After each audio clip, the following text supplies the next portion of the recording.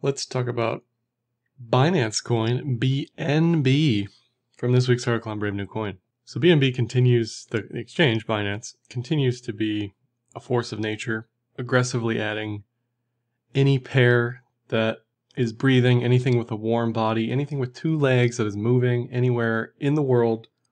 They've added DeFi tokens, they've added services. This list is from from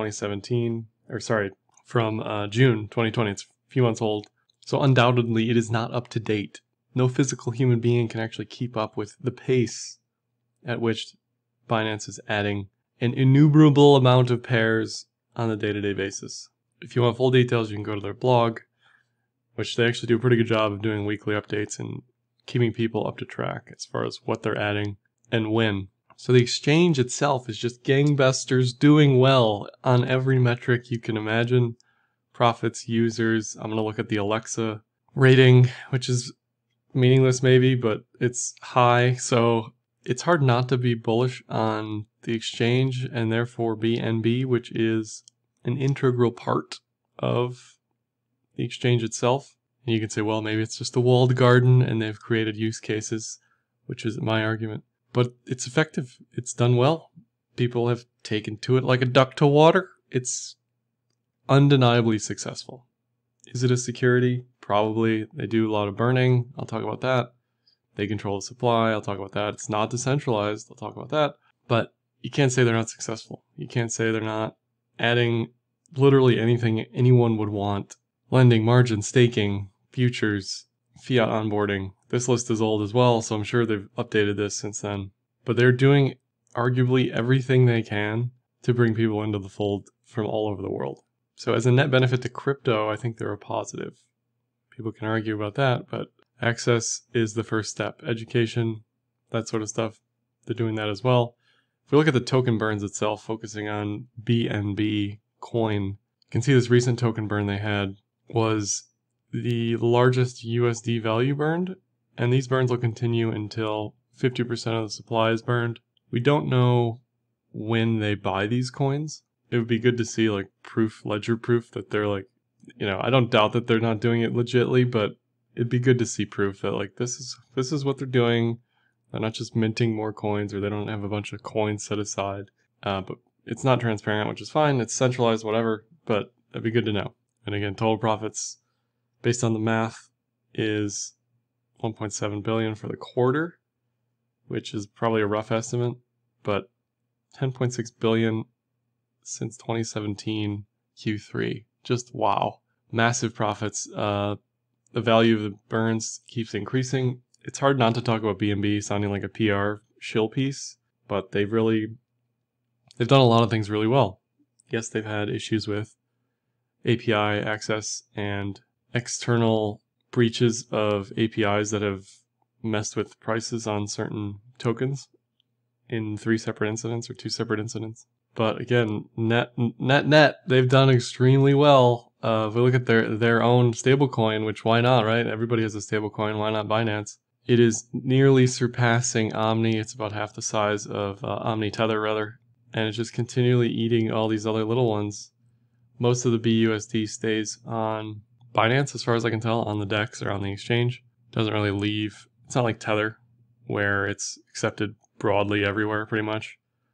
BUSD has lower exchange acceptance, which I think is natural. If it's a exchange-specific stablecoin, you're not going to see Huobi adding Binance's stablecoin, for example. You're not going to see OKEX adding Binance's stablecoin, is my guess. If we look at the token stats themselves, there was a migration in mid-2019 from I think ERC20 to the mainnet. I mean, I should know that, right? I wrote the article, but I think that was the transition. And transactions are extremely high. Transaction values are down since 2018, 2019, which is natural. I think most of this is DEX related. Again, this is like in-house BNB stuff. This isn't like ecosystem-wide exchanges transacting in BNB, that sort of thing. So it has increased and is staying near all-time highs. I mean, that's really all it comes down to, and that's bullish. You obviously want to see that continuing to increase, but it hasn't declined at the very least. If you look at active addresses versus price, I say in the article that active addresses and price look to be highly correlated. So if price is up, active addresses are increasing. Price is down, active addresses are decreasing. And right now we have active addresses near an all-time high, basically an effective all-time high. I think this was a one-time incident as far as active address spike. I don't know what caused that, but that'd be my guess. So this looks organic and real as far as price or active addresses spiking with price. And that's bullish because that just means more people using the token and or more people speculating on the token. Just more people, more better, more price.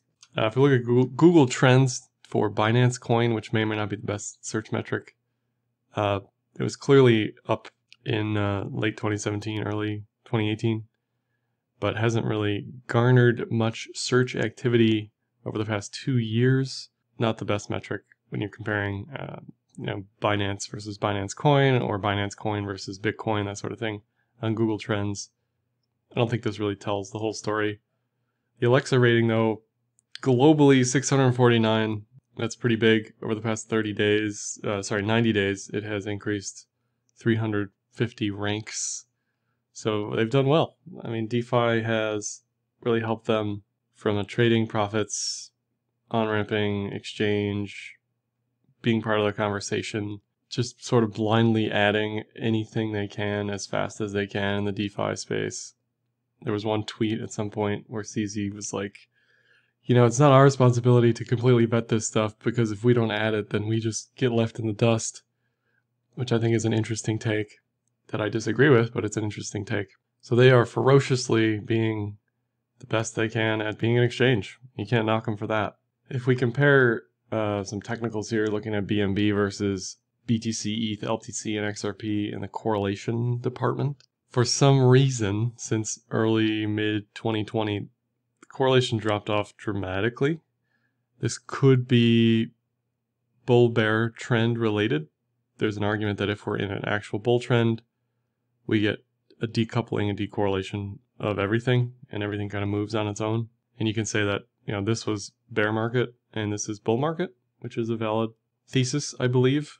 BNB and ETH have still correlated, have held a correlation relative to other coins, certainly, which could be the DeFi marriage of ETH, BNB, trading, DEXs, that sort of thing.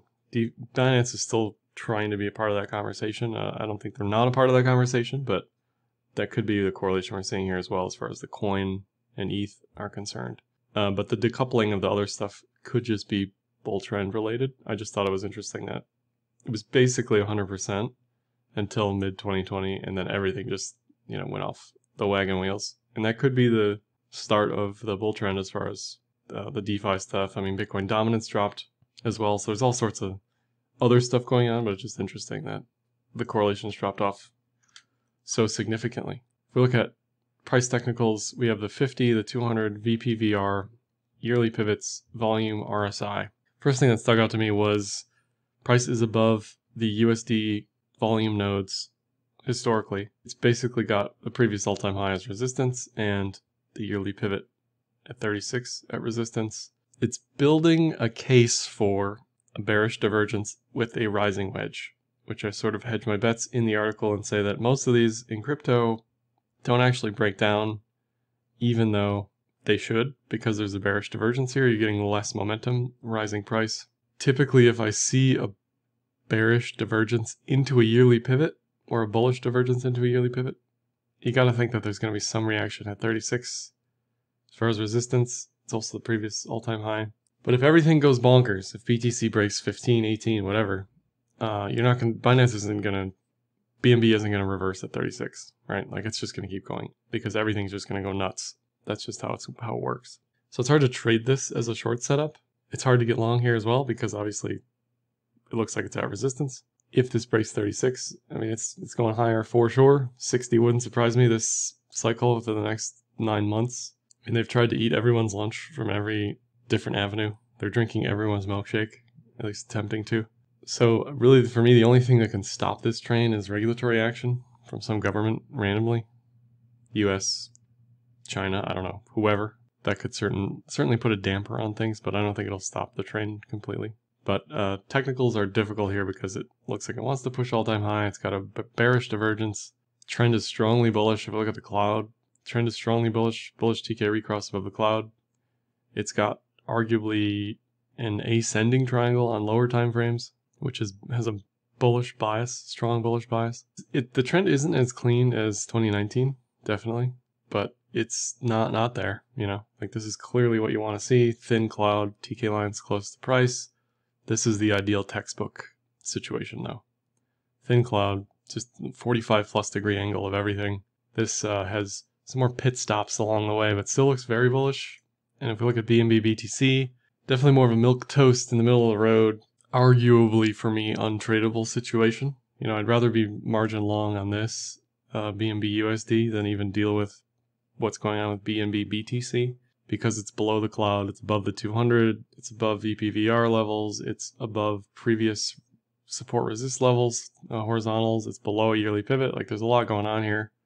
There isn't any straightforward anything. Arguably, there's an inverted Adam and Eve, which could break down to 0018, 0019, whatever that is in VPVR. So overall, I think USD pair will stay extremely bullish.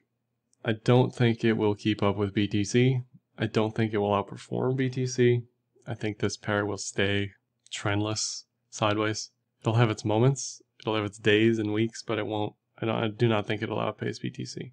So fundamentally, Binance is all cylinders exploding from any avenue you can measure it.